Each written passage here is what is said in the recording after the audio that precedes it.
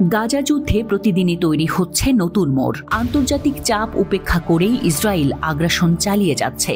আর যুদ্ধের মাসের পর মাস পেরিয়ে গেলেও ফিলিস্তিনি প্রতিরোধ গোষ্ঠীর সামরিক সক্ষমতা অটুট রয়েছে। এমন পরিস্থিতিতেই ফিলিস্তিনি সশস্ত্র গোষ্ঠী হামাসের গাজা শাখার প্রধান নেতা ইয়াহিয়া সিনওয়ারের কিছু বার্তা ফাঁস হওয়ার দাবি করেছে যুক্তরাষ্ট্রের প্রভাবশালী সংবাদ মাধ্যম ওয়াল স্ট্রিট জার্নাল।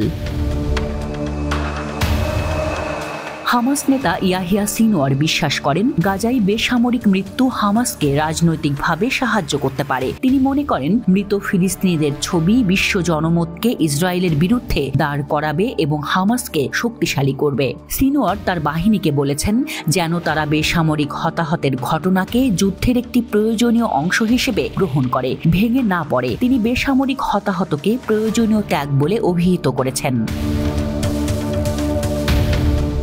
সম্প্রতি সিনওয়ার একটি জিম্মি চুক্তি নিয়ে আলোচনার জন্য হামাস কর্মকর্তাদের কাছে লিখেছেন, আমরা যেখানে চাই ইসরায়েলিরা সেখানেই আছে। সিনওয়ারের এমন মন্তব্য এবারই প্রথম নয়। গত এপ্রিল মাসে হামাস নেতা ইসমাইল হানিয়ার 3 ছেলে ইসরায়েলি বিমান হামলায় নিহত হয়। তখন সিনওয়ার বলেছিলেন যে তাদের মৃত্যু অন্যান্য ফিলিস্তিনির সাথে জাতির জন্য গৌরব ও সম্মান বয়ে আনতে অনুপ্রাণিত করবে। চিঠিতে আরও জানা যায় যে সিনওয়ার 7 অক্টোবরের হামলার সময় নারী ও শিশুদের জিম্মি করার বিষয়টি অনুমোদন করেননি। তিনি আলোচনাকারীদের উদ্দেশ্যে লিখেছেন, বিষয়গুলি নিয়ন্ত্রণের বাইরে চলে গেছে, মানুষ এতে জড়িয়ে পড়েছে এবং এটি হওয়া উচিত ছিল না।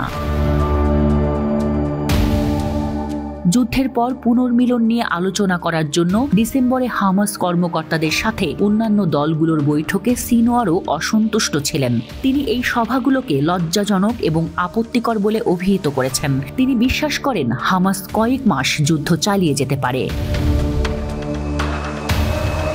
রাফাতে সাম্প্রতিক স্থল অভিযানে হাজার হাজার গাজাবাসীর মৃত্যু হয়েছে। এই বিষয়ে সিনওয়ার কাতারের হামাস নেতাদের লিখেছেন, রাফাতে ইসরায়েলের যাত্রা পার্কে হাঁটার মতো হবে না।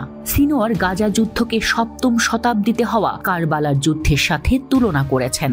তিনি বলেন, আমরা যে পথে শুরু করেছিলাম সেই পথেই আমাদের এগিয়ে যেতে হবে। এটি একটি নতুন কারবালা হোক।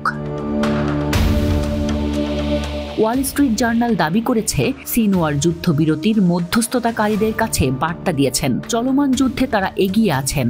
এছাড়া এই যুদ্ধ চালিয়ে নেওয়ার কথাও বলেছেন তিনি, কারণ তারা যেভাবে যুদ্ধ শুরু করেছেন সেভাবে যদি এটি না চালানো হয় তাহলে নতুন কারবালার সৃষ্টি হবে।